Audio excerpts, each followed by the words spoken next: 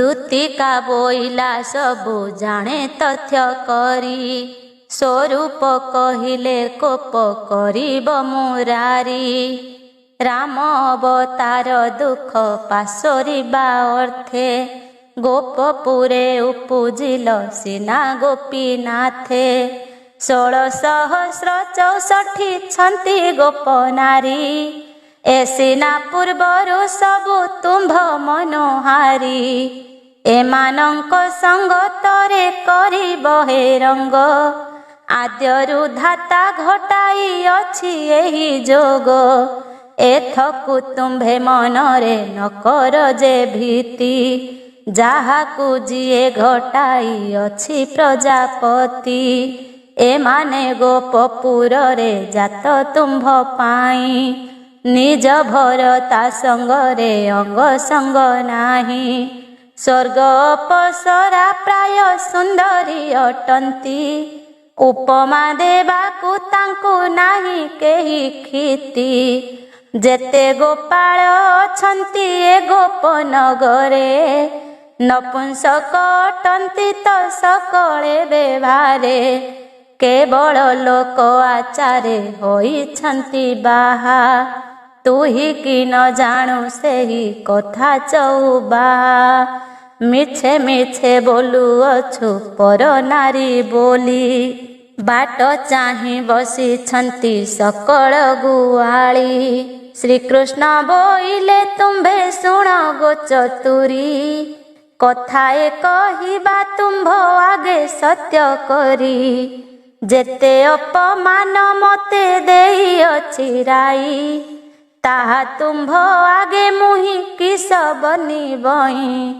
चरण रे ठेली देला पड़िली अचेते सेही दिनु ताहा ठारे कोप मोर चिते विधाता कहिबारुए मुरली पाइली निराश होइण एथे बसी बाउथिली ए कुंज वन अटई रमणीय स्थान तेणु एठारे बसिछि होई तो समन तुम्भे जेणु विश्वासी गोट तमोहर तेणु कहिलई मुहि सबु समाचार जाहा अपमान देला छार गौडुणी लोके शुणिले हसिबे एही कथा शुणी एड़े जोरे करिछि सेहु पदाघात ए बेले जाए रक्त जे बहुछि संगात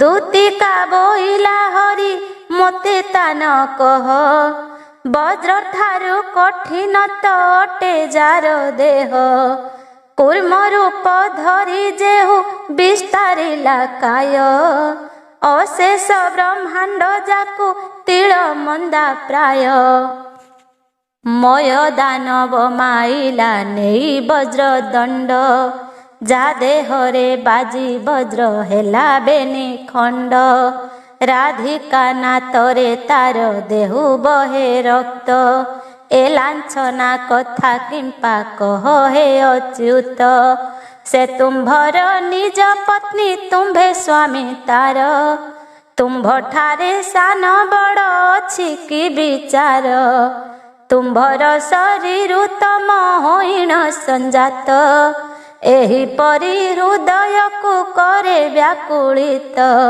आबर गोटिए कथा कहूछि तुम्भंकु हृदयरु तेजी दियो से अभिमान को सर्वभोगी पुरुष तो जान सर्वपूर्ण राधिका उपरु कोप तेज नारायण विलंबन करी कृष्ण चाल जीवा चली बाट चाहि बसिथिबे तेणे चंद्रावली मुकिश कहि विधाता एहा घटाइला मागिला मात्रे विरह बंशी आनी देला स्वर्ग मंच पाताल रे एहा न मिलई शुणिला मात्र के मन उलुसी उठई राधिका बोलिण सिना अछि प्राण घेनी आबर गुवाली प्राणे नथी बेटी पुणी एते बोलिण दूतिका सत्वर उठिला, श्रीकृष्णଙ୍କ पाद तले जाइन पड़िला। भोदेव गोपीनाथ हे शीघ्र चली जिबा, राधिका जीवने अछि नाही कि देखिबा। पृथिवीर भारा भर एबे क्षय जाऊ, मोर जस रहु गोपींकर कार्य हेउ। अनेक रूपरे जहु बोधिला चतुरी, शुणी संतोष होइले देव मधुहारी। दूतिका को बोलंती जे प्रभु चक्रधर, कोइली सुतारे मत गज बांधी पार। चतुरींक शिरोमणि केते जाण कूट, स्तंभन मोहन विद्या बस्य जे उच्चाट। अबोध जनकु तुमे बोधि पार भले, असाध्य साधन होई पारे तुम्भ बळे। सुता तार निशुणी रे स्वर्गे पार जाई, करपत्रे समुद्र को पार जे सुखाई। गंगा बाली गणी पार तुम्भर उपाय, एका पादे गमी पार ब्रह्मलोक जाए। सकल विद्यारे परिपूर्ण गोसिहाणी, तुम्भ परी नाही जणे जगते तरुणी। ब्रह्म विद्यारु आरंभी काम विद्या जाए, समस्त सिद्ध होइछि तुम्भरी उपाय। तुम्भर बचन आम्भे लंघी कि पारिबु, जे कथा बोलिब ताहा निश्चय करिबु। दूतिका बोइला मोहि नमा गईयान, राधिका को प्राण दान दिय जनार्दन। ताहाकु रक्षा करिले हेब बड़ कार्य, ता शुणी उठिले धातिकारे देवराज। आस दूती बोली कृष्ण कढ़ाइले पथ, आगहु से ही कथारे मन उल्लसित। जाहा बांछुथिले ताहा प्रवेश होइले, लोड़ुथिबा मळुकु जे खाद्य वैद्य देला। सर्वमंगला सुमरी गले धातिकारे, प्रवेश होइले जाई राधिका पासरे। अपूर्व मंदिर मध्य उजागर होई, एकलये बसी अछि राधा बाट चाही। एही समय दुआरे डाकी देला दूती, शुणिला मात्र के राई बाहारे तड़ती। अष्टरत न झरिले सलील पुराई, गोविंदंक पाद पद्मे पखाଳିला नेई। दूतिका बोइला सखी शुण मोर बाणी, पुरुष उत्तम एही देव चक्रपाणी। एहांक संगते तुही कटाओ समय, अखिल लोक ईश्वर एत देवराय। तु एहार भाविनी गोए तोहर कांत, पूर्वरु घटाई अछि देव चौमाथ। एकांते भेटाई देली तोते गुणमणि, मोहर मंदिर को गो जाउछि मितणी।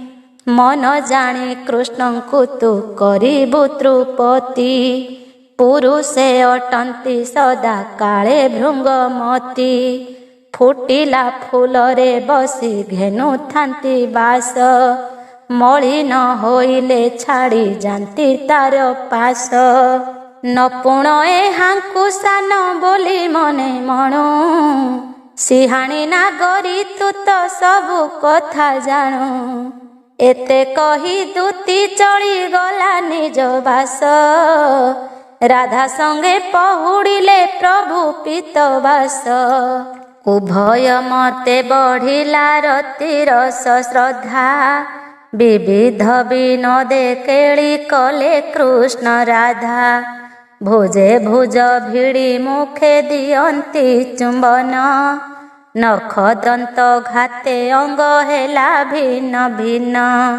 ରାଜରତି ପ୍ରେମ୍ୟରତି ବନ୍ଧ, ହାସ୍ୟରତି ଲାସ୍ୟରତି ଗ୍ରାମ୍ୟରତି ଛନ୍ଦ, 32 ଆଲିଙ୍ଗନ 16 ଚନ୍ଦ୍ର କଳା, 64 ବନ୍ଧ ବିଧି ମଦନର ଲୀଳା, ଦହନ ଶୋଷଣ ଆପ୍ଲାବନ ପଞ୍ଚଶରେ, ବନ୍ଧନ ଭେଦନ ମୁଦ୍ରା ଅନଙ୍ଗ ସମରେ, ଭୁଜ ଚାପ ଅଙ୍ଗ ଭେଦ 12 ଚାହାଣୀ, ଅପାଙ୍ଗି ସାୟକ ଚାଟୁ ସରସ ଯେ ବାଣୀ, ଧରଣ ଧାରଣ ତ୍ରାସ କାରଣ ମାରଣ, ଏମନ୍ତ ଯେତେ କରତି ଶାସ୍ତ୍ରର ବିଧାନ, ସ୍ଥାବର ଜଙ୍ଗମ କୀଟ ଆଦି ସର୍ବ ପ୍ରାଣୀ, ଯେଝା ଅନୁରୂପେ ଏହା ଜାଣନ୍ତି ପ୍ରମାଣୀ, ଯେ ବଣ ବିଷ୍ଣୁ ଭିଆଣ କଲେ ସର୍ବ ସୃଷ୍ଟି, ରାଧା ବିନା ହୋଇଥିଲେ ସେ ମଦନ କଷ୍ଟି, ଚନ୍ଦ୍ରାବଳୀ ଯାହା ଶ୍ରଦ୍ଧା କରିଥିଲା ମନେ, ତା ପାଇ ପରମ ତୋଷ ହେଲେ ବେନି ଜନେ, 8 ଦଣ୍ଡ ପରିଜନ୍ତେ ପଡ଼ିଲା ମୁହାଁସ, ହାରିଲେ ରାଧିକା ଜୟ କଲେ ପୀତବାସ, କାମ ବାଣ ଭୟ ରାଧା ଅଙ୍ଗୁ ଗଲା ଛାଡ଼ି, ଗାଢ଼େ ଆଲିଙ୍ଗନ କଲେ ଶ୍ରୀକୃଷ୍ଣଙ୍କୁ ଭିଡ଼ି, ପ୍ରେମର ସେ ବୁଢ଼ୀ ରାଧା ଦିଅନ୍ତେ ଚୁମ୍ବନ, ରାଧାଙ୍କର ବଶ ହେଲେ ପ୍ରଭୁ ଭଗବାନ, ଅଧର ବିରସ ବହି ପଡ଼ିଲା କଜଳ, ଗଳାରୁ ଛିଡ଼ିଣ ତଳେ ପଡ଼େ ପୁଷ୍ପମାଳ, ପାଦରୁ ନୂପୁର ହସ୍ତ କଙ୍କଣ ଖସିଲା, ଦିବସ ଶଶାଙ୍କ ପ୍ରାୟ ବଦନ ଦିଶିଲା, ଘନ ଘନ ହୋଇ ବହେ ନିଶ୍ୱାସ ପବନ, ମାସ ଉପବାସୀ ପ୍ରାୟ ଶୁଭିଲା ବଚନ, ତାମ୍ବୁଳ ବୋଳରେ ଆରଜତ ଗଣ୍ଡସ୍ଥଳୀ, ନିର୍ମଳ ମେଘରେ ଯେହ୍ନେ ଉଦେ ଆର୍ଦ୍ରାବଳୀ, ଭାଙ୍ଗିଲା ବନ୍ଧନ ମୁଦ୍ରା ଖସି ବ୍ରହ୍ମ ବୀର୍ଯ୍ୟ, ସମ୍ପୂର୍ଣ୍ଣ ରତିରେ ଶ୍ରାନ୍ତ ହେଲେ ଦେବରାଜ, ଚନ୍ଦ୍ରାବଳୀ ଅଙ୍ଗରାଗ ଅଙ୍ଗ ଦିଶେ ଶୋଭା, ନୀଳ ଘନେ ଉଦେ ହେଲା ଇନ୍ଦ୍ରଧନୁ ଅବା, ସରିଲା ଶୃଙ୍ଗାର ରସ ମନୁ ଗଲା ଖେଦ, ପରିଶ୍ରମେ ନୟନକୁ ଆକର୍ଷିଲା ନିଦ, କର୍ପୂର ତାମ୍ବୁଳ ଭୁଞ୍ଜି ବସନ ସମ୍ଭାଳି, ପଲ୍ୟଙ୍କେ ସୁତିଲେ କୃଷ୍ଣ ଘେନି ଚନ୍ଦ୍ରାବଳୀ, ନିକଟରେ ରାଧାଙ୍କର ନଣନ୍ଦ ଶୋଇଛି, ଅଚେତ ନିଦ୍ରାରେ ବାମା ନ ଜାଣଇ କିଛି, ଯଶୋଦାଙ୍କୁ ଆଦି କରି ତେଣେ ଧାଇ ମାନେ, କୃଷ୍ଣ ଘେନି ଶୋଇଥିଲେ ନନ୍ଦର ସଦନେ, ଏକା ପଲ୍ୟଙ୍କରେ ଶୋଇଛନ୍ତି ହଳଧାରୀ, ଚଉପାଶେ ଜଗିଛନ୍ତି ଦାସୀ ପରିବାରୀ, କେହି ନ ଜାଣନ୍ତି କୃଷ୍ଣ ଗଲେ ଯେତେ ରୀତି, ସମସ୍ତଙ୍କୁ ମୋହ କରାଇଲେ ଲକ୍ଷ୍ମୀପତି, ରାଧିକା କୋଳରେ ହରିଚନ୍ଦ୍ର ସେଣାପୁରେ, ରତି ଶ୍ରମେ ନିଦ୍ରା ଗଲେ ପଲ୍ୟଙ୍କ ଉପରେ, ବେନି ପାରୁଷରେ ଶୋଇଛନ୍ତି ବେନି ବାଳି, ଦୁହିଁଙ୍କ ମଧ୍ୟରେ ନିଦ୍ରା ଗଲେ ବନମାଳି, ସେ ରାଧା ମାଧବ ପାଦେ ସଦା ମୋର ସେବା, ଅଚ୍ୟୁତ ଦାସ କବି କି ଗତି ମୁକ୍ତି ଦେବା। ଚନ୍ଦ୍ରସେଣାର ରାଧାଙ୍କ ନିକଟରେ କୃଷ୍ଣଙ୍କୁ ଶୋଇଥିବାର ଦେଖି ମନରେ ପ୍ରଚଣ୍ଡ ଆକ୍ରୋଶ। ଏତଦ୍ ଦର୍ଶନରେ କୃଷ୍ଣଙ୍କର ବାଳରୂପ ଧାରଣ। ଏଥୁ ଅନ୍ତେ ପରୀକ୍ଷିତ ନାମେ ମହାରାଜ, ସୁକ ମୁନି ଚରଣରେ କଲେ ଦିବ୍ୟ ପୂଜା। ଆନନ୍ଦରେ ଗଦ ଗଦ ହୋଇ ନୃପବର, ପୁଣି ପଚାରିଲେ ଶିରେ ଯୋଡ଼ିବେନି କର। ରାଧାକୃଷ୍ଣ ମିଳନ ଏ ଦିବ୍ୟ ଜ୍ଞାନ ବାଣୀ, କୃତାର୍ଥ ହୋଇଲି ମୁନି ତବ ମୁଖ ଶୁଣି। ଚନ୍ଦ୍ରାବଳୀପୁରେ ଶୋଇଥିଲେ ଭଗବାନ। ତହିଁ ପରେ କିସ ହେଲା କହ ତପୋଧନ। ରାଜାର ବଚନ ଶୁଣି ସୁକ ମହାଜତି, ବୋଇଲେ କହିବା ଶୁଣ ପଣ୍ଡୁପଣ ନାତି। କ୍ରମେ ସେ ରଜନୀ ଗୋଟି ଯହୁଁ ଶେଷ ହେଲା, ତାମ୍ରଚୂଡ଼ କୁହୁ କୁହୁ ଧ୍ୱନିରେ ରାବିଲା। ଦେବତାଙ୍କ ଆଳୟରେ ଶୁଭେ ଶଙ୍ଖ ଧ୍ୱନି, ନିଶି ଅବଶେଷ ହେଲା ପାହିଲା ରଜନୀ। ବାୟସ କୁମ୍ଭାଟୁ ଆସେ ରାବନ୍ତୀ ଉଚ୍ଚରେ, ନିତ୍ୟ କର୍ମରେ ଲାଗିଲେ ନଗ୍ର ନାରୀ ନରେ। ପ୍ରଭାତୁ ଦଧି ମନ୍ଥନ କଲେ ଗୋପାଳୁଣୀ, ସମୁଦ୍ର ଗର୍ଜନ ପ୍ରାୟ ଶୁଭେ ଖୁଆ ଧ୍ୱନି।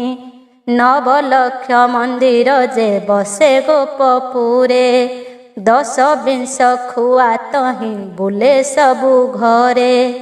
ଗାଈଙ୍କର ହମ୍ବାରାବ ବାଛୁରୀଙ୍କ ଧାଡ଼ି, ନର ନାରୀ ଗହଳରେ ଶୁଭେ ମୁଖରଡ଼ି।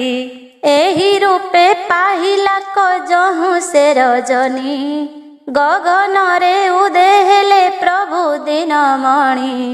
ଦିନ କରୁ ଚନ୍ଦ୍ରସେଣା ଗୋଗୋଷ୍ଠରେ ଥିଲା, ଦୁଧ ଭାର ଘେନି ଆସି ଗୃହରେ ମିଳିଲା।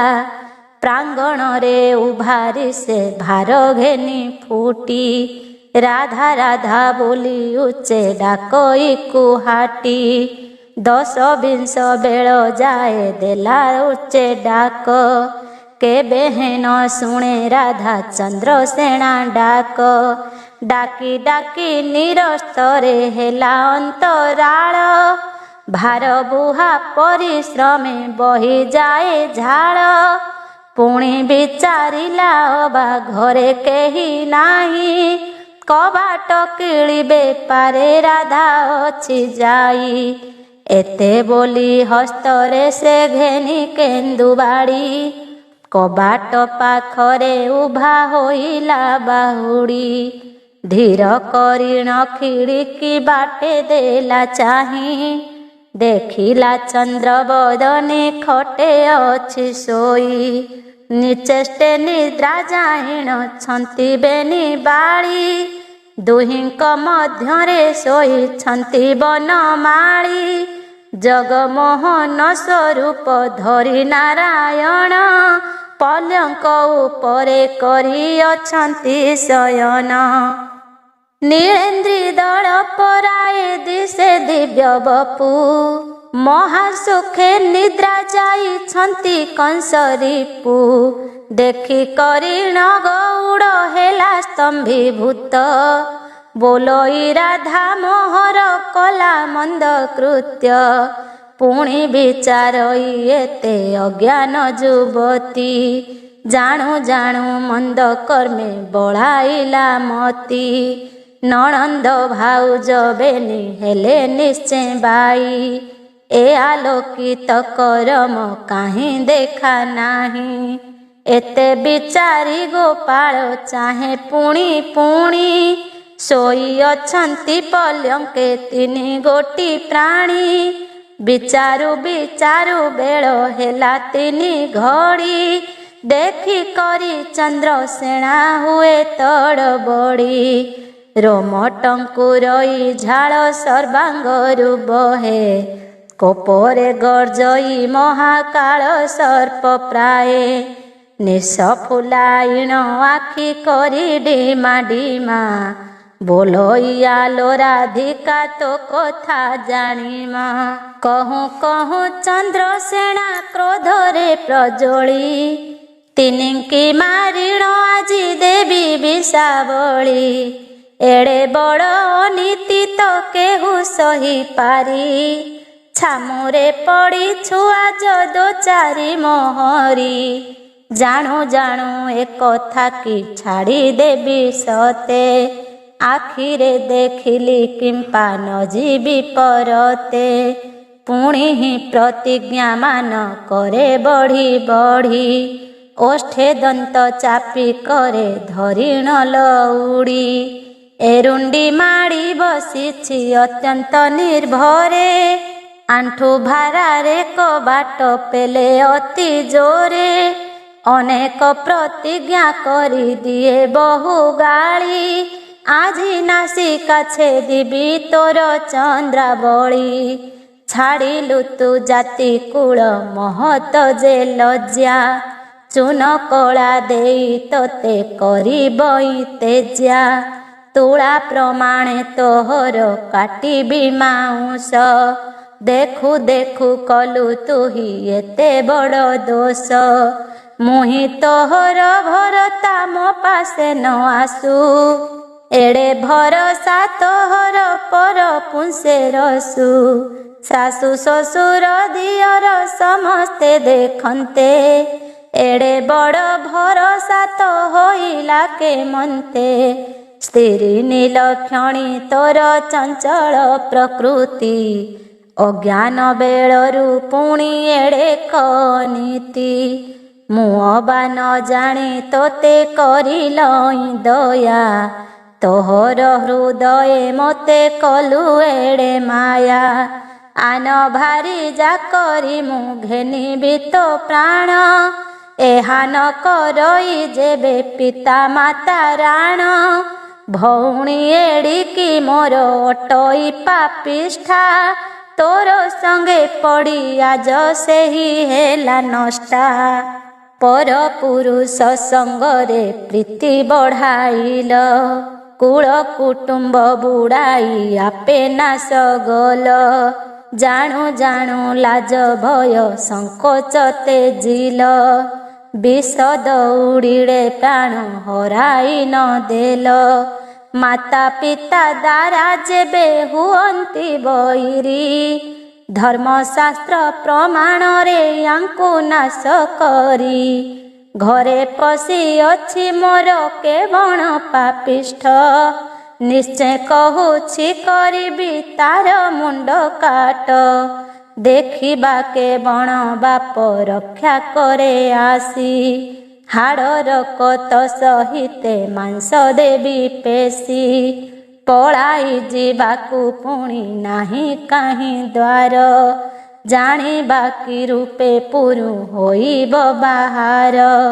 ପିତା ମାତାଙ୍କୁ କ୍ରୋଧରେ ଡକାଇ ଆଣିଲା, ଆଖି ରଙ୍ଗ ରଙ୍ଗ କରି ଏ ରୂପେ ବୋଇଲା।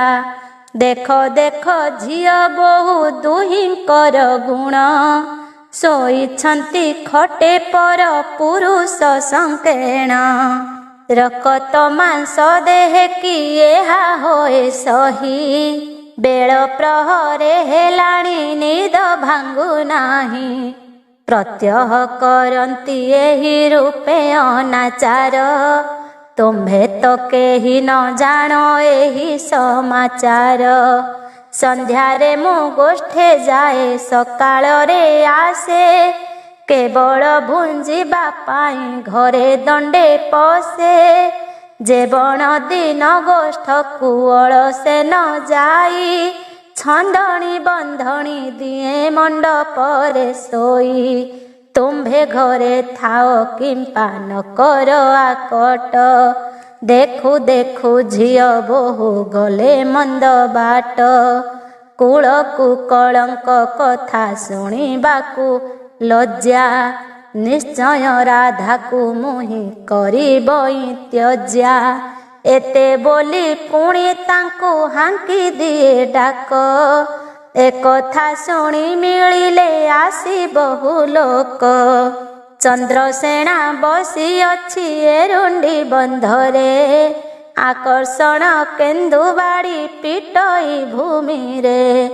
ଜଳା କବାଟରେ ତହୁଁ ସର୍ବେ ଅନାଇଲେ, ତିନି ଜଣ ଏକତ୍ରରେ ଶୋଇବା ଦେଖିଲେ।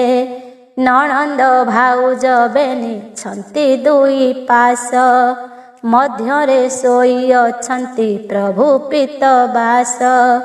ନିଶ୍ଚିନ୍ତରେ ପଲ୍ୟଙ୍କରେ ଶୋଇଛନ୍ତି ତିନି, ଏହା ଦେଖିଲେ ଗୋପାଳ ସବୁ ଗୋପାଳୁଣୀ। କବାଟ ଭାଙ୍ଗ ବୋଲିଣ ବୋଇଲେ ଗୋପାଳେ, କେବଳ ପେଚା ବସିଲାଏ ହାଙ୍କ କପାଳେ। କେବଳ ଇ ମନୁଷ୍ୟ କି ନହେ ଚିହ୍ନି ଆସ। ଆଜି ନେଇ ଦେବାୟାକୁ କଂସ ରାଜା ପାଶ। କେବଳ ଦାରା ବୈରିକି ରଖି ନ ଜଗାଇ। କେବଳ କେହ୍ନେ ପଶିଲା କବାଟକୁ ଫେଇ। ଏମନ୍ତ କହି ସକଳେ ଚାହିଁ ଜଳା କତି। ନୀଳେନ୍ଦ୍ରୀ ଦଳ ପରାଏ ଦିଶେ ପ୍ରଭୁ କାନ୍ତି। ଜାଜ୍ୱଲ୍ୟମାନ ଶରୀର ଦିଶେ ଅତି ସଞ୍ଚ। ନାହିଁ ପଟାନ୍ତର ସ୍ୱର୍ଗ ପାତାଳ ଯେ ମଞ୍ଚ। ଦେବାଧିଦେବ ଅଟନ୍ତି ଯେଉଁ ନର ହରି। କୋଟିଏ ରୂପ ଯାହାକୁ ନୁହେଁ ସମସରି। ଜଗମୋହନ ରୂପକୁ ଧରି ପୀତ ବାସ। ସୁକୁମାର ସୁନ୍ଦର ଯେ ନବୀନ ବୟସ। ନିର୍ମଳାକାଶେ ଯେ ସନେ ଉଦେ ଚନ୍ଦ୍ର କାନ୍ତି। ତେସନ ରୂପରେ ପ୍ରଭୁ ଖଟେ ପହୁଡ଼ନ୍ତି। ଦେଖି ପୁରଜନ ମାନେ ଚମତ୍କାର ହେଲେ। କାହିଁର ମନୁଷ୍ୟ ବୋଲି ଚିହ୍ନି ନ ପାରିଲେ। କେବଳ ଇଏ ପୁରୁଷ ନୁହଁ ତ ଚିହ୍ନି। ଏଡ଼େ ବଡ଼ ଭରସା ତ ଭୟ ନାହିଁ ଶୁଣି। କେବଳ ଇ ପର ଘର ବୁଢ଼ାଏ ପାମର। ଏକଥା କହିବା ଚାଲ କଂସର ଆଗର। କେବଳ କବାଟ ଭାଙ୍ଗି ମୋଛାମକୁ ଆଣ। କିଳା ବାଡ଼ି ପିଟି ତାର ଘେନିବ ପରାଣ। ଏସନକ ଗୋଳ ଯହୁଁ କଲେ ଗୁପ୍ତ ବୃନ୍ଦ। ହୃଦୟ ମଧ୍ୟରେ ତାହା ଜାଣିଲେ ଗୋବିନ୍ଦ। ରାଧା ପଲ୍ଲଙ୍କ ଉପରେ ଥିଲେ ନିଦ୍ରା ଯାଇ। ସକଳ ବୃତ୍ତାନ୍ତ ପ୍ରଭୁ ଜାଣିଲେ ଚିଆଇଁ। ଶୁକମୁନି ବୋଇଲେ କ ଶୁଣ ଦଣ୍ଡଧାରୀ। ବିଷ୍ଣୁର ଏ ରାସଲୀଳା କେହୁ କହିପାରି। ଭାଜିଗଲା ନିଦ୍ରା ଯହୁଁ ଜାଗିଲେ ମାଧୋଇ। ଅଚେତନେ ଚନ୍ଦ୍ରାବଳୀ ଖଟେ ଅଛି ଶୋଇ। ନଣନ୍ଦ ଶୋଇଛି ମଧ୍ୟ ନିଶ୍ଚେଷ୍ଟ ଭାବରେ। ଜଣା ନାହିଁ କିଛି କଥା ଶ୍ରୀହରି ମାୟାରେ। ସମସ୍ତ ଗୋପାଳ ମାନେ କରୁଛନ୍ତି ଗୋଳ। ଏକଥା ନୟନେ ଦେଖି ଦେବକୀ ଦୁଲାଳ। ଜନରଞ୍ଜନ ନିମନ୍ତେ ହରି କଲେ ମାୟା। ସେହି ପଲ୍ଲଙ୍କେ ଧଇଲେ ବାଳୁତର କାୟା। ବାହେ ବାନ୍ଧେଣି ତାଳୁରେ ଶହେ ଦିବ୍ୟ ଚୂଳ। କଣ୍ଠ ତଟେ ବାଘ ନଖ ହରିଡ଼ାର ମାଳ। କଟିରେ ରତ୍ନ ମୁକୁତା ଭୁଜରେ କଙ୍କଣ। ବେନି ପୟରେ ନୂପୁର ବାଜେ ଋଣ ଝୁଣ। ନାସାରେ ମୁକୁତା ଗୁଣା ତହିଁ ଗଜମୋତି। ନିର୍ମଳ ଆକାଶେ ଯେହ୍ନେ ଦିଶେ ଚନ୍ଦ୍ରକାନ୍ତି। ନୀଳେନ୍ଦ୍ରୀ ଦଳ ପରାୟ ଶରୀର ଶୋଭନ। କୁନ୍ଦିଲା ମର୍କତ ପ୍ରାୟ ଦିଶଇ ବଦନ। ଏସନକ ସ୍ୱରୂପରେ ବାଳ ରୂପ ଧରି। ରାଧିକା ଖଟ ଉପରେ ବିଜଏ ଶ୍ରୀହରି। କଞ୍ଚି ଘେନି ଚନ୍ଦ୍ରସେଣା କବାଟକୁ ଫେଡ଼ି। ପଶିଗଲେ ଗଉଡ଼ ଯେ ହୋଇ ଧାଡ଼ି ଧାଡ଼ି। ଚନ୍ଦ୍ରସେଣା କେନ୍ଦୁ ବାଡ଼ି ଧରି ଅଛି କରେ। ତିନିକିଏ କାବେଳକେ ପିଟିବ ବିଚାରେ। ଏକ ଦୃଷ୍ଟିରେ ସେ ରୂପ ଦିଅନ୍ତେ ସେହି ଚାହିଁ। ଦେଖିଲା ବାଳ ମୁକୁନ୍ଦ ଜଗତ ଗୋସାଇଁ। ଭଉଣୀ ଭାରି ଯା ଦୁହେଁ ଛନ୍ତି ବେନିଆଡ଼େ। ନିର୍ଭରେ କଳା କାହ୍ନୁ ତା ମଧ୍ୟେ ପହୁଡ଼େ। ଦେଖି କରି ଚନ୍ଦ୍ରସେଣା ହୋଇଲା ସ୍ତବଦ।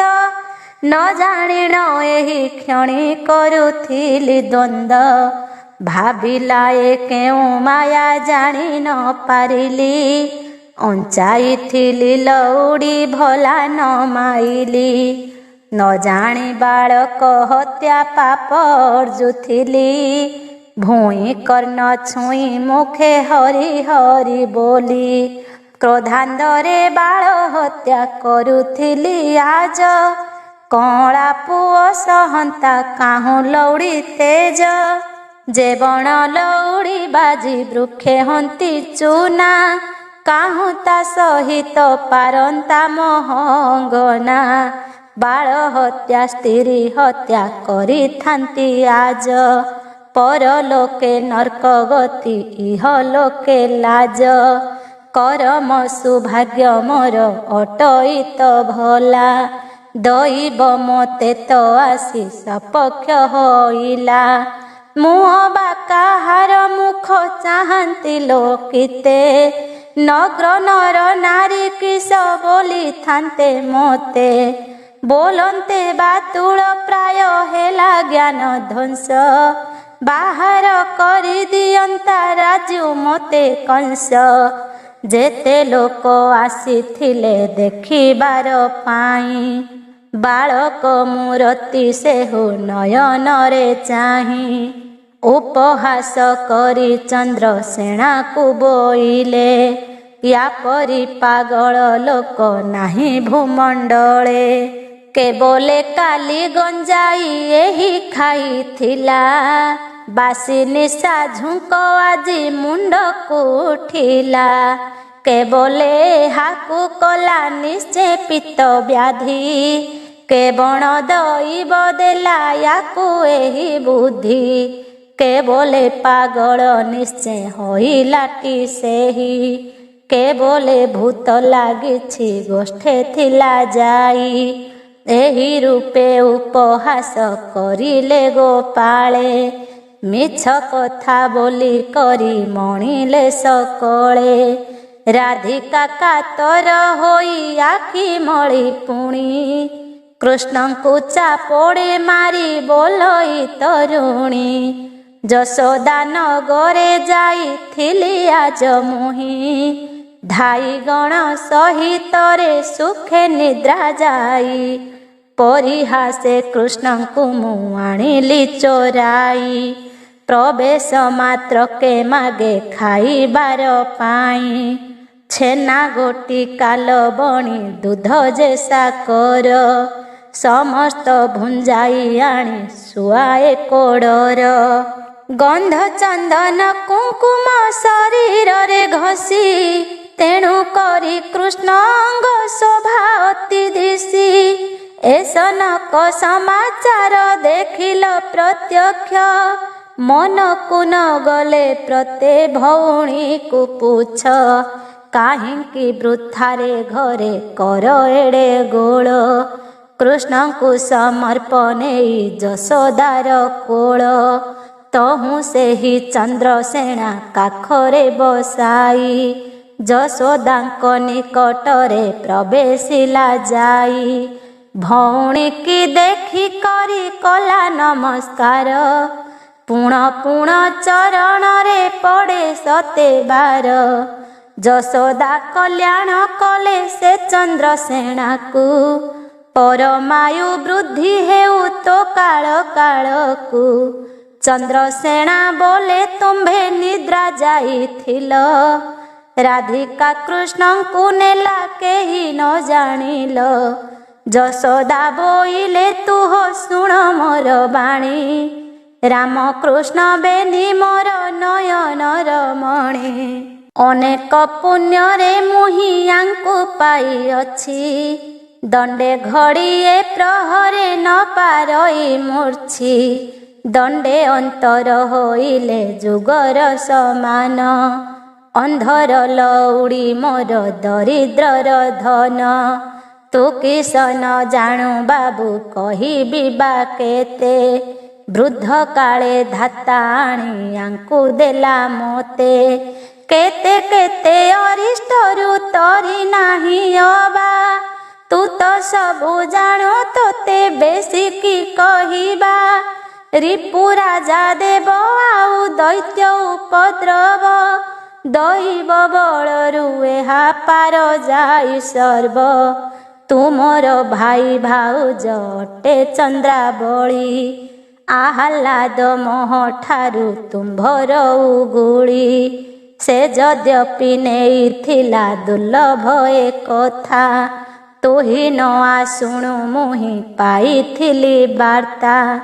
ଏସନକ ବୋଲିଣ ସେ ନନ୍ଦ ରାଜା ରାଣୀ, ଆପଣାର କୋଳେ ପୁତ୍ର ଧରେ ବେଗେ ଆଣି।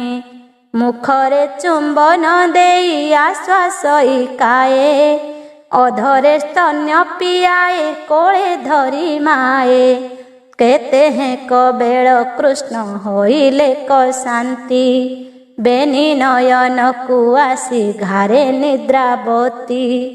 ଗନ୍ଧ ଚନ୍ଦନ ଶ୍ରୀଅଙ୍ଗ ଯାକେ ବୋଳି ଦେଇ, ପଲ୍ୟଙ୍କ ଉପରେ ମାଏ ଶୁଆଇଲେ ନେଇ। ନନ୍ଦର ଭୁବନେ ବିଜେ ଦେବ ଦେବ ସ୍ୱାମୀ, ନିଶ୍ଚିନ୍ତରେ ନିଦ୍ରା ଗଲେ ପ୍ରଭୁ ଅନ୍ତର୍ଯ୍ୟାମୀ। ତହିଁ ସନ୍ନିଧିରେ ବଳରାମ ଶୋଇଥିଲେ, ରଜନୀର ଅବଶେଷେ ଉଠିଣ ବସିଲେ। ଗଜ ପଲ୍ୟଙ୍କେ ଯେ ମାଏ ଶୁଆଇଲେ ନେଇ, ନନ୍ଦବାର ସତୀପୁରେ ବିଜେ ଭାବଗ୍ରାହୀ। ବାଳୁତଙ୍କ ବେଭାରେ ସେ ସାରି ଅବକାଶ, ଧାଇ ମୁଦୁସୁଲି ମାନେ ହୁଅନ୍ତି ହରସ। ଛେନା ଯେ ଗୋଟିକା ସର ଅଧାମଲ ବଣି, ସମ୍ପୂର୍ଣ୍ଣ ଭୋଜନ ଯେ ସାରିଲେ ହଳ ପାଣି। ଭୋଜନର ଉତ୍ତାରେ ଯେ ଆଚମନ ସାରି, ସମସ୍ତ ନାରୀ ଯେ ଅଛନ୍ତି ସେବା କରି। ଜାଣି ନ ପାରିଲେ ତାହା ଗୋପନର ନାରୀ, ଯଶୋଦା ପୁଅ ବୋଲିଣ ଛନ୍ତି ମନେ ଧରି।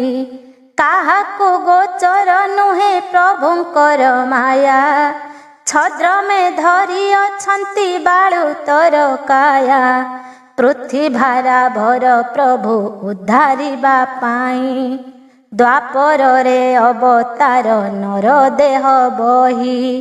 ଦେବକୀ ଗର୍ଭରୁ ଜାତ ବସୁଦେବ ସୁତ, ଉଗ୍ରସେନ ରାଜା ଜାଣେ ଏହି କଥା ମାତ୍ର। ଯୋଗ ବଳରେ ଜାଣନ୍ତି ଗାର୍ଗ୍ୟ ମହାମୁନି, ଆଉ କେହି ନ ଜାଣନ୍ତି ସେହି କଥା ପୁଣି। ବନ୍ଦୀରେ ଥାଇ ଦେବକୀ ପୁତ୍ର ଜାତ କଲେ, ଫୁଲ ପଡ଼ିବା କାଳରେ ଅଚେତ ହୋଇଲେ। ଯଶୋଦା ଏଣେ ବିଜୁଳି କନ୍ୟା କଲେ ଜାତ, ସେ ମଧ୍ୟ ପ୍ରସବ କରି ହେଲେ ମୋହଗତ। ଦେବଦୂତ ବଚନରେ ବସୁଦେବ ନେଲା, ଅର୍ଦ୍ଧ ନିଶ୍ୱାସ ମାତ୍ରକେ ପାଲଟି ଆଣିଲା। ଯଶୋଦାଙ୍କ ଫୁଲ ତହିଁ ପଡ଼ିଲା ମହୀରେ, ବିଜୁଳି କନ୍ୟାକୁ କଂସ ମାଇଲା ଶିଳାରେ। ଏମନ୍ତ ପ୍ରକାର ଅଟେ ବିଧାତାର କୂଟ, ଜାଣି ନ ପାରନ୍ତି କେହି ସେ ଛନ୍ଦ କପଟ। ଗୋପନରେ ଅଛନ୍ତି ଯେତେକ ନର ନାରୀ, ନୟନେ ଦେଖନ୍ତି ମାତ୍ର ଚିହ୍ନି ଯେ ନ ପାରି। ଧନ୍ୟ ସେ ଯଶୋଦା ଦେବୀ କେଉଁ ତପ କଲେ, ପରମାନନ୍ଦ ପୁରୁଷ କୋଳରେ ଧଇଲେ। ଯେଉଁ ପଦ୍ମ ପାଦ ଲାଗି ହନୁ ଅଜ୍ରାମର, ଯେ ବଣ ପାଦ ଧୂଳିରେ ଶ୍ରୀମନ୍ତ କୁବେର। ଯେଉଁ ପାଦ ଧୂଳି ଲାଗି ଲକ୍ଷ୍ମୀ ଜଗଜ୍ଜିତା, ଯେ ପାଦ ଲାଗି ମୁକତ ଗୌତମ ବନିତା। ଯେ ପାଦ ପଦ୍ମରେ ବଳି ପାତାଳକୁ ଗଲା, ଯେ ପାଦ ଲାଗିଲା ବିଧାତା ବୋଲାଇଲା। ଯେ ପାଦ ପଦ୍ମ ସେ ବୀଣ ସୁଗ୍ରୀ ହେଲା ରାଜା, ଯେଉଁ ପାଦ ପଦ୍ମ ହେତୁ ହନୁ ଉଗ୍ର ତେଜା। ଯେ ପାଦ ପଦ୍ମରେ ଲୟ ଲଗାଇ କୁକୁଟ, ମଥାରେ ବହିଛି ଦେଖ ଅପୂର୍ବ ମୁକୁଟ। ଯେ ବଣ ପାଦ ପଦ୍ମରେ କିଞ୍ଚିତ ପ୍ରକାର, ଲୁଚିଗଲା ସପ୍ତଦ୍ୱୀପ ଶପଥ ସାଗର। ଯେଉଁ ପାଦ ପଦ୍ମ ମରଦିଲା କାଳି ନାଗ, ଯେ ପାଦ ପଦ୍ମ ଲାଗିଛି ଦିଦି ଭୂବିସ୍ୱର୍ଗ। ଯୋଗୀ ଜନେ ଯେ ପାଦକୁ କରିଛନ୍ତି ଲଏ, ଯେଉଁ ପଦ୍ମ ପାଦ କୋଣୁ ଗଙ୍ଗା ଝର ବହେ। ଅଷ୍ଟାଙ୍ଗ ଯୋଗୀ ଯେ 84 ଖଣ୍ଡ ଜ୍ଞାନ, ଯେ ବଣ ପାଦ ପଦ୍ମରୁ କ୍ଷରିଛି ଏ ମାନ। ଯେ ବଣ ପାଦ ପଦ୍ମକୁ ଶିବ ଧରି ଶିରେ, ଗୋହତ୍ୟା ମହାପାତକ ନାଶୀ ଅକ୍ଳେଶରେ। ଜପ ତପ ପ୍ରଣବ ଯେ ଧ୍ୟାନ ଧାରଣାଦି, ଯେ ବଣ ପାଦ ପଦ୍ମରୁ ଏମାନ ସମ୍ପାଦି। ସାଜୁଜ୍ୟ ମୁକତି ଆଉ ନିର୍ବାଣ ମୁକତି, ଯେ ବଣ ପାଦ ପଦ୍ମରୁ ସମ୍ଭବି ଅଛନ୍ତି। କାଳାନ୍ତକ ଯୁଗାନ୍ତକ ଯେ ପ୍ରଳୟାନ୍ତକ, ଯେ ବଣ ପାଦ ପଦ୍ମରୁ ଝରିଛି ଏତେକ। ଭଗବନ୍ତ ସନାତନ ଆଉ ଯୋଗଧାରୀ, ଏକ ଦଣ୍ଡୀ ତ୍ରିଦଣ୍ଡୀ ଯେ ନିତ୍ୟ ବ୍ରତାଚାରୀ। ପରମହଂସ ଦୀକ୍ଷା ଯାର ନାସ୍ତିକ ଯେ ମୁନି, ବଡ଼ ବୈଷ୍ଣବ ସାବିତ୍ରୀ ଦୀକ୍ଷାକୁ ଯେ ଘେନି। ମନ ପବନ ସଂଯମୀ ଯେ ଊର୍ଦ୍ଧ୍ୱରେତା, ଏମାନେ ଯେଉଁ ପାଦକୁ କରୁଥାନ୍ତି ଚିନ୍ତା। ସେ ସ୍ୱାମୀ ପରମାନନ୍ଦ ନର ଦେହ ବହି, ଛଦ୍ରମେ ବାଳୁତ ରୂପ ଜଗତ ଗୋସାଇଁ। ଅନାଥ ଲୋକର ବନ୍ଧୁ କରୁଣା ସାଗର, ଗୋପପୁରେ ବୋଲାଇଲେ ନନ୍ଦର କୁମର। ଧନ୍ୟ ଯେ ଗୋପନଗର ନର ନାରୀ ଯେତେ, ବିଷ୍ଣୁଙ୍କ ରୂପ ଦେଖିଲେ ସଦା ଚର୍ମ ନେତ୍ରେ। କୃଷ୍ଣଙ୍କ ସଙ୍ଗେ କ୍ରୀଡ଼ନ୍ତି ନାନା ରସ ରଙ୍ଗେ, ଅଣାକାର ପୁରୁଷକୁ ଲଭିଲେ ସୁଯୋଗେ। ସ୍ତନ ଦୁହିଣ ଗୋପୀଏ ମୁଖେ କ୍ଷୀର ଦିଅନ୍ତି, ଖଟ ଦୋଳିରେ ଶୁଆଇ ଗୀତ ସେ ଗାବନ୍ତି। ମୁଖ ଦେଖି ଗୋପୀଙ୍କର କୋଟି ଦୁଃଖ ଯାଏ, ସର୍ବଗୁଣେ ପରିପୂର୍ଣ୍ଣ ପ୍ରଭୁ ଦେବରାଏ। ନିରାକାର ନିରଞ୍ଜନ ଦେବ ଠୁଳ ଶୂନ୍ୟ, ଅବ୍ୟକ୍ତ ଅନନ୍ତ ଦେବ ଦେବ ଭଗବାନ। ସେ ଦେବଙ୍କ ପଦ୍ମ ପାଦେ ନିତ୍ୟ ମୋର ସେବା, ଅଚ୍ୟୁତ ଦାସ କବି କି ଗତି ମୁକ୍ତି ଦେବା। ଇତି ଶ୍ରୀ ଦଶମ ସ୍କନ୍ଧ ପୁରାଣର ବାଣୀ, ରାଧା ମାଧବ ସମ୍ବାଦ ପୂର୍ବ କାହାଣୀ। ଶ୍ରୀକୃଷ୍ଣଙ୍କର ଦୋଳଯାତ୍ରା। ଏଥୁ ଅନ୍ତରେ ପରୀକ୍ଷ ନାମେ ମହାରାଜା, ଶୁକମୁନିଙ୍କ ଚରଣେ କଲେ ଦିବ୍ୟ ପୂଜା। ଅନେକ ଧୂପ ଦୀପ ଯେ ନୈବେଦ୍ୟ ଦେଇ, ପାଦ ପଦ୍ମ ସେବା କରି ବିନୟ ଜଣାଇ।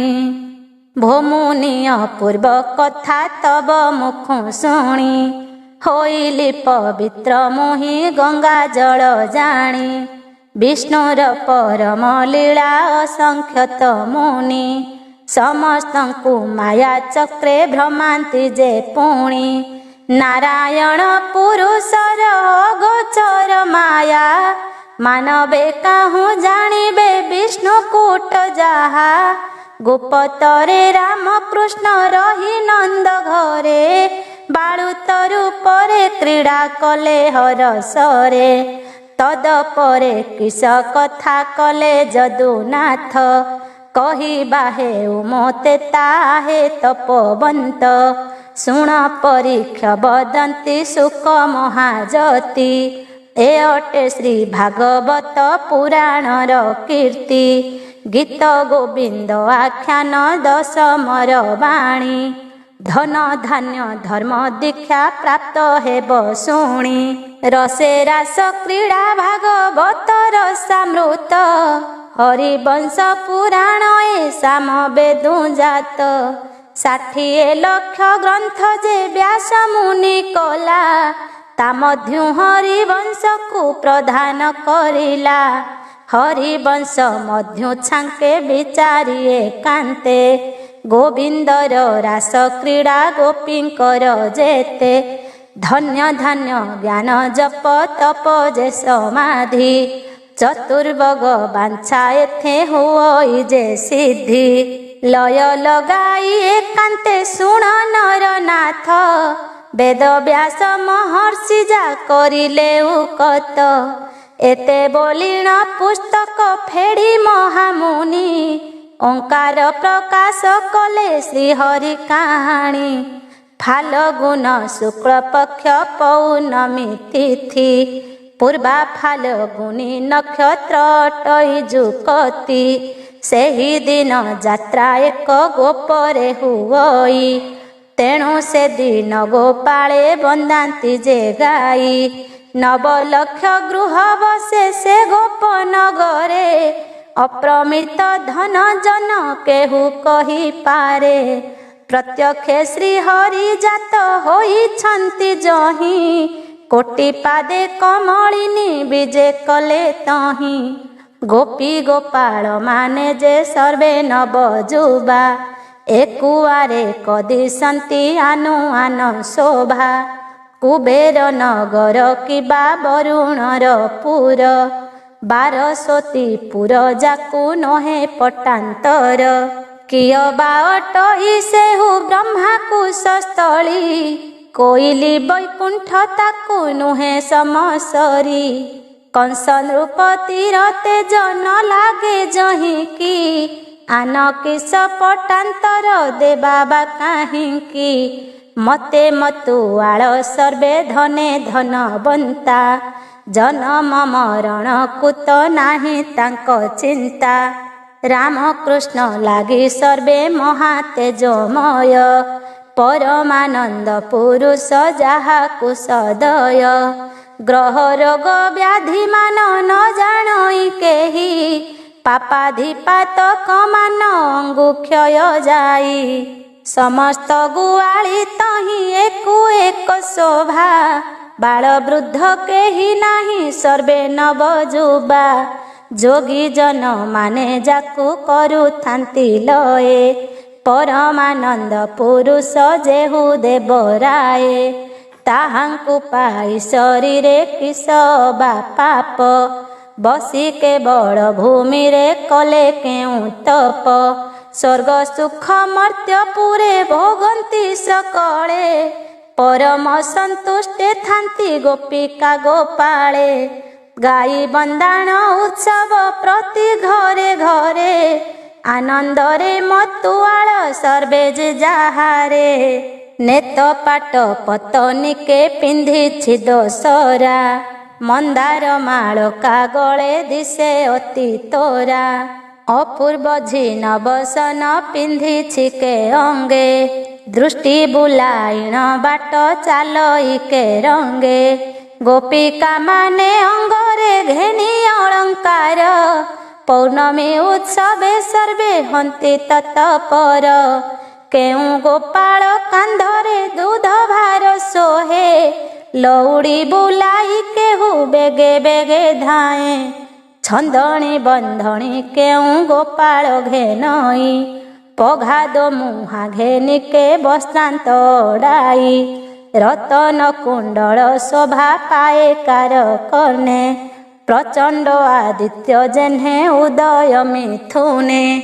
ଗନ୍ଧ ଚନ୍ଦନ କସ୍ତୁରୀ ବୋଳିକେ ଅଙ୍ଗରେ ମାତି ଅଛି ମତୁଆଳ ଉତ୍ସବେ ହର୍ଷରେ ମଲ୍ଲି ମାଳତୀ ସେବତୀ ଚମ୍ପକ ବକୁଳ କେତକୀ ଯେ ଛୁରୀ ଅନା ପୁଷ୍ପ ଶତ ଦଳ ଉତ୍ତମ ସୂତାରେ ଗୁନ୍ଥି ଲମ୍ବାନ୍ତି କଣ୍ଠରେ ରାଗ ରାଗିଣୀରେ ଗୀତ ଗାଆନ୍ତି ସୁସ୍ୱରେ କର୍ପୂର ମିଶା ତାମ୍ବୁଳ କେହୁ ଭୁଞ୍ଜି ଅଛି କାଦମ୍ବରୀ ପାନେ ମତ କେହୁ ବା ହୋଇଛି ନନ୍ଦ ଉପନନ୍ଦ ବସୁ ନନ୍ଦ ଆଦି କରି ଏତିନି ଭାଇ ଅଟନ୍ତି ଗୋପେ ଅଧିକାରୀ ଏତିନି ମଧ୍ୟ ଉତ୍ତମ ଅଟେ ନନ୍ଦ ରାଏ ଭାରି ଜାନାମ ଯଶୋଦା ଦେବୀ ଯେ ବୋଲାଏ ରାମକୃଷ୍ଣଙ୍କର ମାତା ଅଟଇ ଦେବକୀ ସଦା ବ୍ୟାକୁଳତା ଚିତ୍ତ ପୁତ୍ରଙ୍କୁ ଉପେକ୍ଷି ପଞ୍ଚଭୂତ ଆତ୍ମାରେ ସେ ଶୁଭ ବାଞ୍ଛା କରେ। କୁଶଳେ ଥାନ୍ତୁ ସୁତେ ଗୋପନଗରରେ ଏଣେ ଯାତ୍ରା ଚରଚାରେ ସକଳେ ଉତ୍ସୁକ ସଜବାଜ ହୋଇଯାନ୍ତି ନନ୍ଦରାଜା ପାଖ। ଗାଈ ବନ୍ଦାଣକୁ ଯେତେ ଉପହାର ଦ୍ରବ୍ୟ ଦୁର୍ବାକ୍ଷତ ନଟି କାଳ ଘେନି କରେ ସର୍ବ। ଧୂପ ଦୀପ ନୈବେଦ୍ୟ ପିଠା ମଧୁରସ ଖଣ୍ଡ ସାକର ଲବଣୀ ଇକ୍ଷୁ ଯେ ଗୋରସ। ଲକ୍ଷେ କୋଟି ଭାର ସଜାଡ଼ିଣ ଯେ ଯାହାରେ ନନ୍ଦକୁ ଆଜ୍ଞା ମାଗିଣ ବାହାରନ୍ତି ଖରେ। ଗୋପପୁରକୁ ଗୋଗୋଷ୍ଠ ପାଞ୍ଚ କୋଶ ଛଡ଼ା ଯମୁନା କୂଳରେ ବାଟ ପଡ଼ିଛି ଗୋମଡ଼ା। ବୈକୁଣ୍ଠପୁରକୁ କିବା ଖୋଲା ଅଛି ପଥ ଅତି ରମଣୀୟ ଦିଶେ ସେ ମାର୍ଗ ତେମନ୍ତ। ଏକୁ ଏକ ଗୋପାଳେ ଯେ ଧରିବାର ମାନ ସେହି ପଥ ଦେଇ ସର୍ବେ କରନ୍ତି ଗମନ। କଳା ମର୍ଦଳ ଘୁମୁରା ସିଂହା ଭେରି ତୁର ଚାଙ୍ଗୁ ଚାଉଳି ବାଜା ଯେ ଶୁଭେ ଭୟଙ୍କର। ଏକୁ ଏକ କାହାଳି ଯେ ଅଟେ ଅପ୍ରମାଣ ଶଙ୍ଖ ମହୁରି ଶବଦ ଶୁଭେ ଘନ ଘନ। ଖେମଟ ନୃତ୍ୟରେ ସର୍ବଗୋପାଳ ମତାଳ କଟି ତଟେ ଶୋଭାବନ ଘାଗୁଡ଼ିର ମାଳ।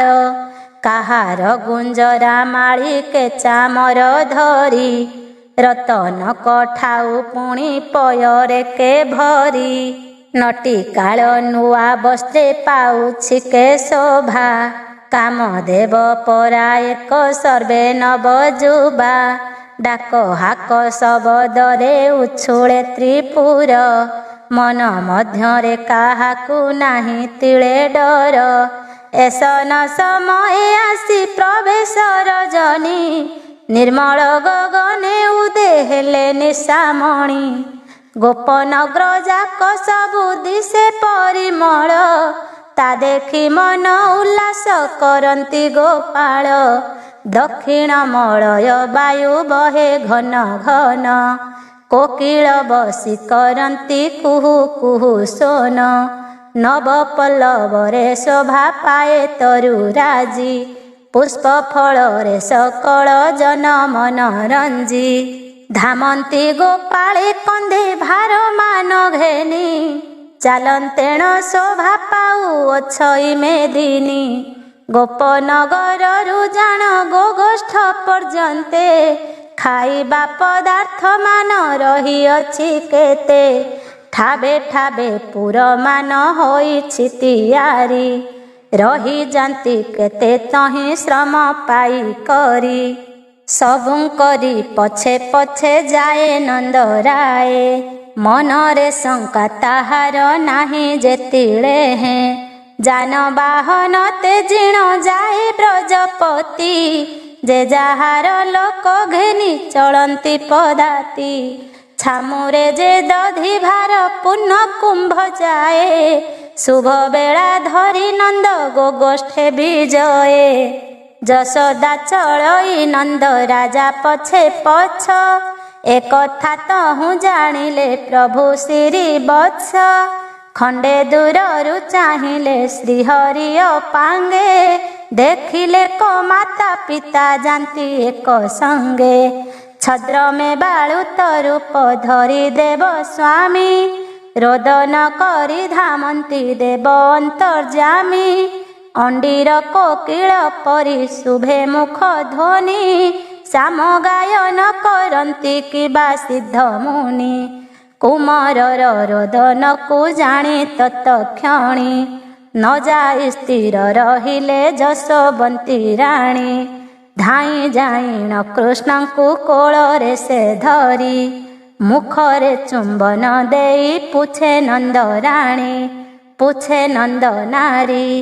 କାହିଁ ପାଇଁ ରୋଦନ ତୁ କରୁ ଆରେ ବାପ ସେ କଥା ମୋତେ ଫିଟାଇ କହ ହେ ସ୍ୱରୂପ। ସକ ସକ ହୋଇ କୃଷ୍ଣ ବୋଲନ୍ତି ଏ ମନ୍ତ କେଉଁଠାକୁ ଯାଉଅଛ କହତା ତ ମାତ।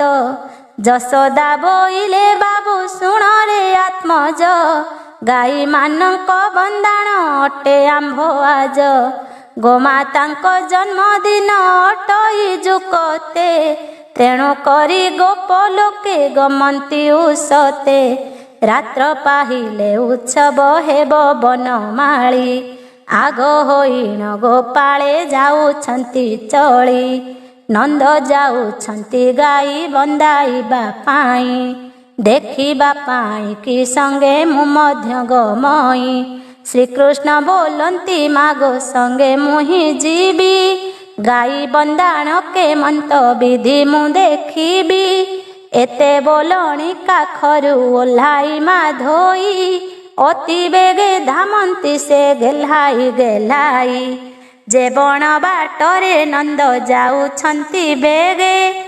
ଅନ୍ତର୍ଯ୍ୟାମୀ ନାରାୟଣ ଓଗାଳନ୍ତି ଆଗେ। ଅବଲୀଳେ ଗେଲ ହୋଇ ପ୍ରଭୁ ନର ହରି। ପିତାଙ୍କର ଛାମୁରୁ ସେ ଯାନ୍ତି ଆଗ ସରି। ଦେଖିଣ ନନ୍ଦ ରାଜାଙ୍କୁ ନସ୍ଫୁରଇ କିଛି। ବୋଲଇ କେଣିକି ଯାଉ ରହରେ ଶ୍ରୀ ବଛି। ଆଜକ ରହି ଆସିବି ନିଶ୍ଚେ ମୁହିଁ କାଲି। ଅପାର ଦୂର ପଥ ତୁ ନ ପାରିବୁ ଚାଲି। ଗୋରୁ ଗାଈ ବାଛୁରୀ ଯେତେ ହିଁ ଅପ୍ରମିତ। ଜନଗହଳରେ ପୁଣି ନ ମିଳଇ ପଥ। ତାଙ୍କ ନାତରେ ପାଷାଣ ହୋଇଥାଏ ଚୁନା। ଏତେକ ପ୍ରମାଦ ବାବୁ ସେହିଠାରେ ସିନା। ରହ ରହ ବୋଲି କୃଷ୍ଣ ଡାକଇ ସେ ନନ୍ଦ। ମୁହିଁ ସଙ୍ଗେ ଯିବି ବୋଲି ବୋଲନ୍ତି ଗୋବିନ୍ଦ। ଦେଖିବି କିପରି ଯାତ୍ରା କିଣିବି କୁଣ୍ଢେଇ। ଫେରି ଆସିବି ଜନନୀ କୋଳେ କାଖ ହୋଇ। ସାଙ୍ଗ ପିଲାମାନେ ସବୁ ଯାଆନ୍ତି କେମନ୍ତେ। ମୁହିଁ ଗଲାକୁ ବୋଇଲୁ ମୋତେ ଯେ ମନ୍ତେ। ଏତେ ବୋଲିଣ ଉଚ୍ଚରେ ରୋଦନକୁ କରି। କମଳ ନୟନୁ ବହି ପଡ଼େ ଅଶ୍ରୁ ବାରି। ଏହି ରୂପେ ବେନି ଦଣ୍ଡ ହୋଇଲା ରଜନୀ। ଦେଖି କରି ସ୍ତମ୍ଭୀଭୂତ ପିୟର ଜନନୀ। ଶ୍ରୀକୃଷ୍ଣ ରୋଦନ ଶୁଣି ଯଶୋବନ୍ତୀ ଧାଏ। ଆସ ଆସ ବାପ ବୋଲି କୋଳରେ ବସାଏ। କାହିଁକି କାନ୍ଦୁଛୁ ମୋର ଆରେ ବାପ ଭାଇ। ବହୁତ ଦୂର ପଥ ଯେ ଅଗମ୍ୟ ଅଟଇ। ବାଘ ଭାଲୁ ଅରଣ୍ୟରେ କରୁଥାନ୍ତି ବାସ। କେମନ୍ତେ ଯିବାକୁ କହୁ ଆରେ ବାଳ ଶିଷ୍ୟ। ଫେରି ଯାଅ ପୁର ମଧ୍ୟେ ନିଶ୍ଚିନ୍ତରେ ଥାଅ। କାଲି ଆମ୍ଭେ ତ ଆସିବୁ ନ କର ସନ୍ଦେହ। ମୁଁ ଯିବି ବୋଲିଣ କୃଷ୍ଣ କରନ୍ତି ଯେ ଅଳି। ମାୟାଧର ଫାନ୍ଦରୁକେ ଜୀବଟି ଉଗୁଳି। ଯଶୋଦାନନ୍ଦଙ୍କୁ ଚାହିଁ ବୋଲନ୍ତି ଏ ସନ। ଗୋଗୋଷ୍ଠକୁ ଯିବା ପାଇଁ ଗୋବିନ୍ଦର ମନ। ଭୋ ଭୋ କରି ରଡ଼ି ଛାଡ଼େ ନ ହୁଅ ସ୍ଥିର। ଗାଈ ବନ୍ଦାଣ ଯାତ୍ରା ମୁଁ ଦେଖିବାକୁ ମୋର।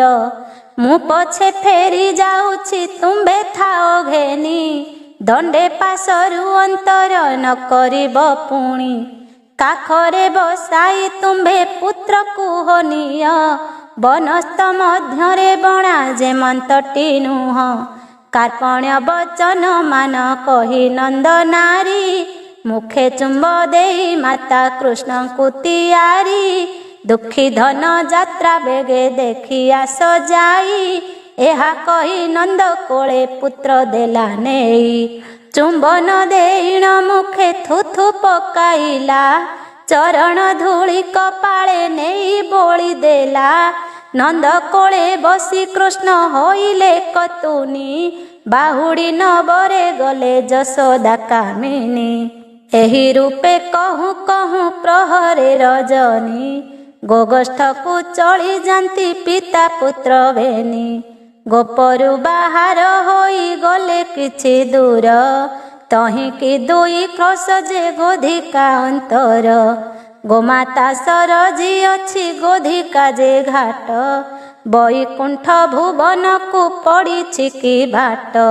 नंद काखे विजे करी अछंती श्रीहरि यात्रा उत्सवे उसत प्रभु दैत्यारी एही समय रे हेला विपरीत बाणी असंख्य विष्णुर माया केहू पारे जाणी चंद्रमुखी राधा नदी घाटू आसुअछि मन मध्य सेही कथा जानिले श्री बछि मेघमान राई आज्ञा देले देवराज बरसा करी अंधार कर तुम्बे आज गोपनर नारी जेन्हे करंती टीभीती तेसन प्रकार जल बरस झटती स्वामींकर आज्ञा पाई तहु मेघमाल देखु देखु घोटी गले आकाश मंडल आवर्तक संवर्तक द्रोण जे पुष्कर जे जहा सैन्य घेनी धाइले सतोर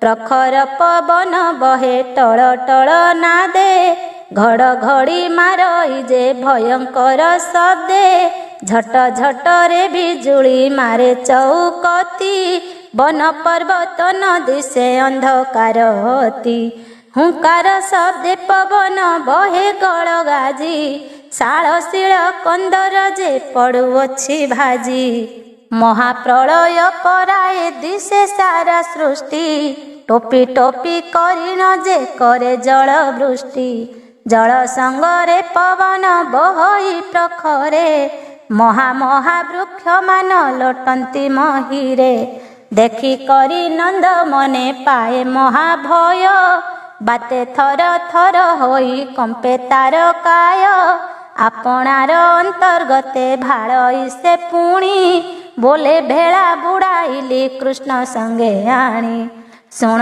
परीक्ष कहती सुख महाजती तेणे गोपरे गुआली आकुल हुअंती बेलु बेल अंधकार दश दिश घोटी गरजंती मेघ माने बरसंती छाटी नंदर कोले विजय देव जनार्दन हृदय फुटाई नंद करई रोदन अथय होइला जेणु नंद नृपमणि बुकुकु से आउ जाए गोविंदंकु आणी धर्म देवता सुमरी बसे गछ पाखे बोलोई तो लागी प्राण जाऊ मो पछके एसनक समय रे गोपर सुंदरी राधिका नामेण बामा चंद्रसेना नारी काखरे नीर कुंभकु घेनी सुलक्षणी जमुना नदी को जाइथिला पानी आणी नदीर ले उठाणी से बिजुली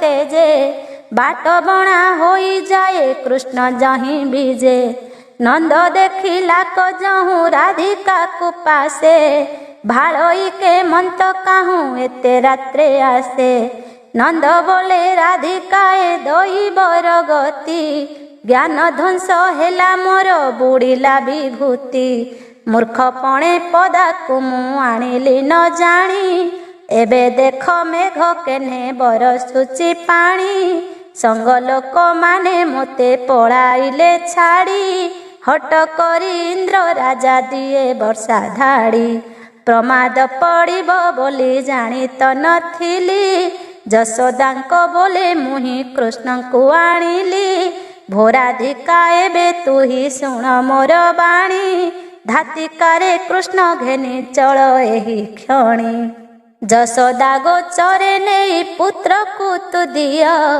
अंधर लउड़ी मोर ए बालुत पुओ अनेक रूपरे नंद कार्पण्य होइला संभाली घेनी पुत्र को जाओ शिवोई।